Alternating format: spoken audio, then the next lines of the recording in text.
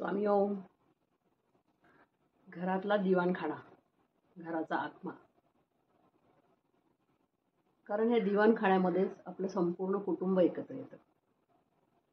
पाहुण्यांचं स्वागत आपण तिथं करतो.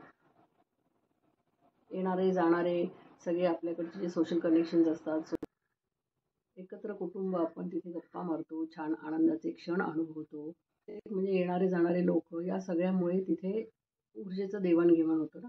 आणि तुमचे म्हणजे सामाजिक तुमचं सोशल स्टेटस दृढ करणारं जर कुठली जागा असेल तर ते दिवाणखाना. आणि घरामध्ये येताच क्षणी प्रथम दर्शनी काय असतं तर आपला दिवाणखाना. त्यामुळे अर्थातच तो कसा असायला पाहिजे, मन प्रसन्न करणारा असायला हवा.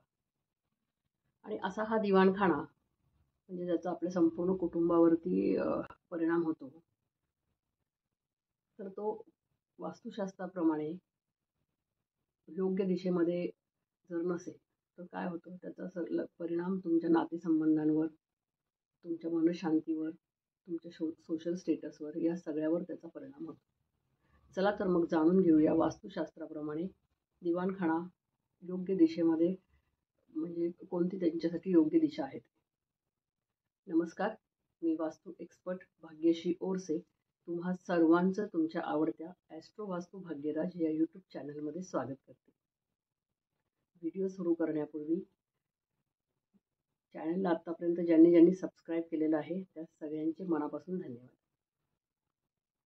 आपल्या संपूर्ण कुटुंबातील सगळ्या लोकांची बैठकीची व्यवस्था तिथे असते ना. आपण सगळे नॉर्मली हॉलमध्येच बसतो आणि जास्तीत जास्त वेळ हल्ली कुटुंबामधला त्या दिवाणखान्यातच व्यतीत होत असतो. कारण अर्थातच टी व्ही, त्यामुळे जास्तीत जास्त वेळ आपण इथे स्पेंड करतो. तर मग आपला जास्तीत जास्त वेळ जर इथे जाणार आहे तर ते कसं असायला पाहिजे, अर्थातच तिथं सकारात्मक ऊर्जा असायला पाहिजे. आणि कारण बाहेरून येणारा जो कोणी व्यक्ती असेल, सर्वप्रथम येता क्षणी काय दिसतं त्यांना तर तुमचं दिवाणघर म्हणजे तुमचा हॉल. आणि मग तो ज्या वेळेला व्यवस्थित असतो, तिथं सकारात्मक ऊर्जा असते, तर तुमचं फर्स्ट इम्प्रेशन त्या माणसाला एकदम त्याच्या मनामध्ये छान होतं. तर आता हा शुभ कुठल्या दिशेमध्ये असतो तर शक्यतो नॉर्मली आपण प्रवेशद्वारातून आत आलो की लगेच ते दिवाणघर सुरू होतं. त्यामुळं शुभ दिशेत असणं चांगलं. ईशान्य, पूर्व, उत्तर किंवा दक्षिण आग्नेय या इथे असलेलं दिवाणघर हे शुभ असतं. दिवाणघराचा उतार शक्यतो पूर्व किंवा उत्तर दिशेला असावा किंवा ईशान्य. दिवाणघरामध्ये कमीत कमी सामान म्हणजे फर्निचर किंवा जे काही असेल ते कमीत कमी आणि जास्तीत जास्त रिकामी जागा असणं अपेक्षित आहे. सकाळचा सूर्यप्रकाश जर तुमच्या दिवाणघरात आला तर उत्तम. कुटुंब प्रमुखांनी शक्यतो नैऋत्य दिशेमध्ये बसावे. इलेक्ट्रिक गॅजेट्स जे तुमच्याकडे असतील ते सगळे तुम्ही हॉलच्या आग्नेय कोपऱ्यामध्ये ठेवू शकता. संपूर्ण दिवाणखान्याच्या ईशान्य कोपऱ्यामध्ये तुमची जी कोणी कुलदेवी असेल किंवा मग तुमचे इष्टदैवत असतील त्यांची एक छान फ्रेम किंवा मूर्ती तुम्ही लावू शकता. त्यामुळं तिथं अर्थातच छान ऊर्जा राहते आणि येणं जाणाऱ्यांना पण छान वाटतं. तुमच्याकडे जर काही पाण्याचे म्हणजे वॉटरफॉल किंवा फिश टँक किंवा मग पाण्याचं काही चित्र असं जर काही असेल तर ते संपूर्ण वास्तूच्या म्हणजे तुमच्या हॉलच्या उत्तर, पूर्व किंवा ईशान्य या भागात असावं.